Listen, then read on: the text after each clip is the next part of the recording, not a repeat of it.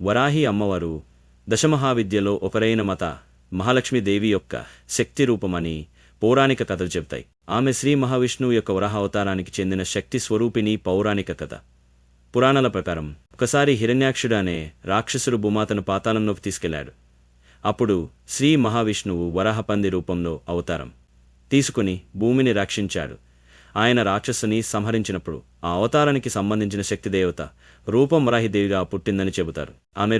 ఆమె ముఖం వరాహ ముఖంలా ఉంటుంది. శరీరం స్త్రీ రూపంలో ఉంటుంది. ఆమె చేతుల్లో శస్త్రాలు, అంకుశం, పాశం, ఖడ్గం వంటివి ఉంటాయి. ఆమె వాహనం మహిషం లేదా సింహం. ఆమెకు శక్తి, ధైర్యం, రక్షణ సూచకంగా ఉంటుంది. పూజా ప్రాధాన్యత. వరాహి అమ్మవారు ప్రధానంగా రాత్రిపూట పూజించే దైవం.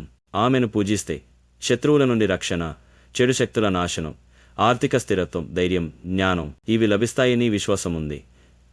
పూజ సమయాలు: అమావాస్య రాత్రి, శనివారం రాత్రి లేదా దశమి అష్టమి రోజున ఆమె పూజ ప్రత్యేకంగా చేస్తారు.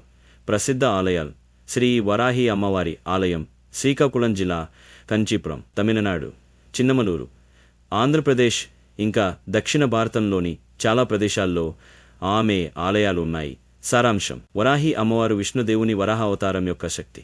ఆమె రక్షణ, ధైర్యం మరియు ఆధ్యాత్మిక శక్తి యొక్క ప్రతీక.